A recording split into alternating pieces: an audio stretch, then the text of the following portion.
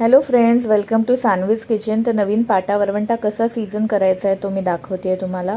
तर मी पाटा वरवंटा जो आहे हा 24 तास पाण्यामध्ये भिजत ठेवला होता. नेक्स्ट डे आपल्याला हा चांगला स्वच्छ धुवून घ्यायचा आहे साबणाने.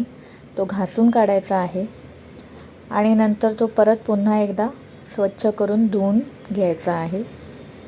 नंतर तो पाटा जो आहे आपल्याला हा कोरडा करायचा आहे सुक्या फडक्याने. हा बघा.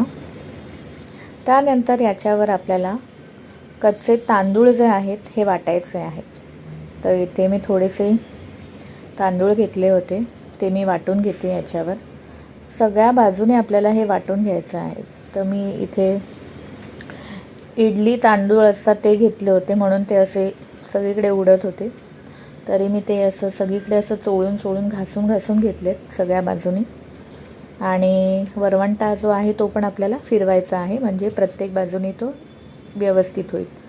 तर त्यानंतर आपल्याला अर्ध्या तासाने किंवा 1 तासाने भिजलेले तांदूळ जे आहेत ते याच्यावर वाटायचे आहेत. तर 1-2 चमचे मी तांदूळ भिजत ठेवले होते. तर हे असे गावचे तांदूळ असतात, छोटे लहान ग्रेनवाले, ते मी घेतलेले आहेत. आणि थोडंसं पाणी घालून आपल्याला हे वाटून घ्यायचं आहे. तर हे पण मी व्यवस्थित असा पाटा फिरवून वगैरे सगळ्या बाजूनी वाटून घेतलेला आहे. वरवंटा थोडा लहान असल्यामुळे पकडायला थोडं जड जातं, म्हणजे तो सटकतो हातातून. हे बघा. तर मी असं सगळं एकत्र केलेलं आहे आणि परत व्यवस्थित वाटून याची पेस्ट केलेली आहे.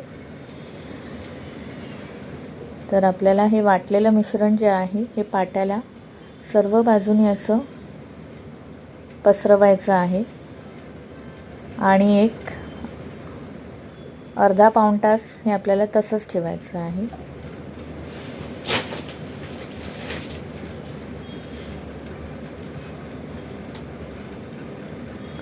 हे बघा, व्यवस्थित मी वाटून घेतलेलं आहे, सगळ्या बाजूनी फिरवलेलं आहे.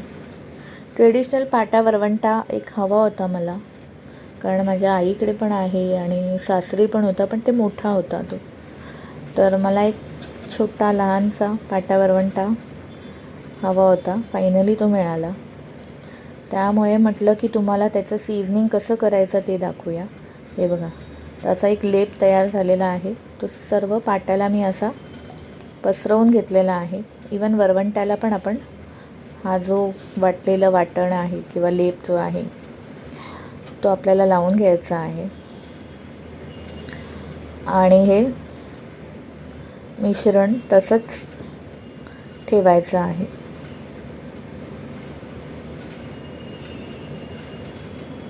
तर साधारण ऑलमोस्ट ही मी प्रोसेस रात्री केली होती, तर मी तसंच ठेवलं.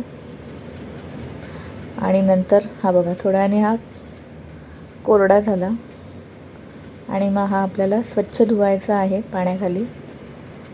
आणि त्याचे हे कण जे आहेत ते अडकतात कारण.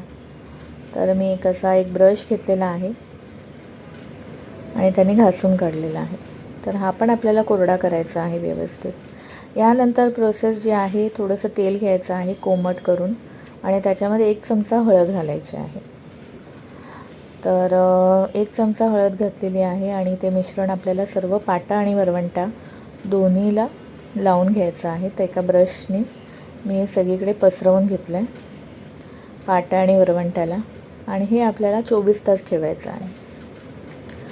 तर हे मी ठेवलं आणि नेक्स्ट डे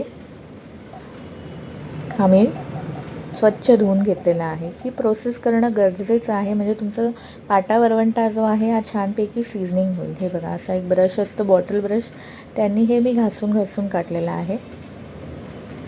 त्यामुळे कसं, म्हणजे अडकलेले कण जे असतील तेही निघून जातील. त्यानंतर पुन्हा तो पाटा वरवंटा जो आहे हा कोरडा करायचा आहे स्वच्छ.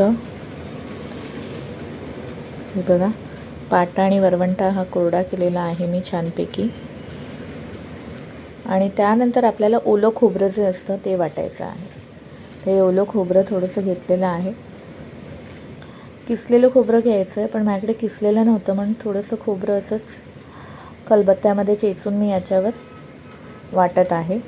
तर ते पण चारी बाजूने असं फिरवत वाटत न्यायचं आहे आणि एक हेही 10-15 मिनटं ठेवायचं आहे, पण माझं थोडं जास्त झालं, अर्धा पाऊण तास ठेवलं आणि तेही मी स्वच्छ धुवून काढलं. त्यानंतर आपल्याला याच्यावरती पुन्हा एक मिश्रण वाटायचं आहे, ते म्हणजे सुकं खोबरं आणि थोडासा कांदा मी तेलावर परतून जो आहे हे तयार केलेलं आहे मिक्सचर, ते थोडं गार करायचं आहे आणि नंतर आपल्याला ह्या पाट्या वरवंट्यावर वाटायचं आहे. तर हे पण मी सर्व बाजूनी वाटून घेतलेलं आहे, जेणेकरून सगळ्या साईड्स ज्या आहेत त्या चांगल्या सीझन होतील. तर थोडंसं पाणी घालत आपल्याला हे वाटण करायचं आहे. काय आहे ना फ्रेंड्स, ट्रेडिशनल पद्धती ज्या आहेत त्यामुळे आपली हेल्थ पण हेल्दी राहते आणि छान राहतं. पूर्वी पण आपल्या आजी वगैरे सगळेजणं पाट्या वरवंट्यावर छानपैकी वाटण म्हणा, पुरण म्हणा, सगळं तेव्हा त्याच्यावरच करायचं आणि पाट्या वरवंट्याची टेस्टच एकदम भारी लागते, खूपच सुंदर लागते. तर तुम्ही नक्की ट्राय करा. आणि हे बघा, तर मी हा कसं वाटणचं आहे हे सगळ्या बाजूने असं फिरवून फिरवून येत आहे, वाटत आहे. थोडासा पाटा हा फिरवलेला आहे परत, जेणेकरून सगळ्या साईडला हे मिश्रण जे आहे हे लागेल आणि हे छानपैकी आपल्याला असं पसरवायचं आहे. हे बघा, असं छान असं गोळा तयार होतो. थोडीशीच आपल्याला चटणी वगैरे करायची असेल किंवा काय असं ट्रेडिशनल, तर तुम्ही नक्की या पाट्या आणि वरवंट्यावर वाटू शकता. खूप टेस्टी लागते आणि खूप सुंदर लागते. तर ह्या पाट्या वरवंट्याला मी वेलकम केलेला आहे. मला तर फार आवडलेलं आहे आणि बऱ्याच वर्षांपासून मला इच्छा होती की आपल्याकडे असावा.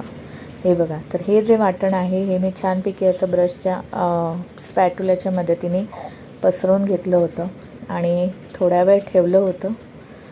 आणि आता टिश्यू पेपरने हे सगळं वाईप करून घेतलेलं आहे आणि पुन्हा हा स्वच्छ धुवून घेतला.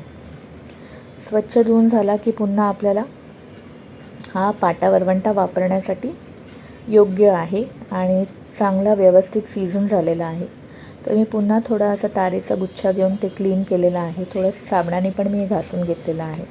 तर तुम्ही अशी फॉलो केलेत की तुमचा पाटा वरवंटा नक्की छान असा सीझन होईल. तर या सगळ्यात दिलेल्या टिप्स थोड्या लेंदी आहेत, पण ट्रेडिशनल वे आहे. ह्या नक्की तुम्ही फॉलो करा,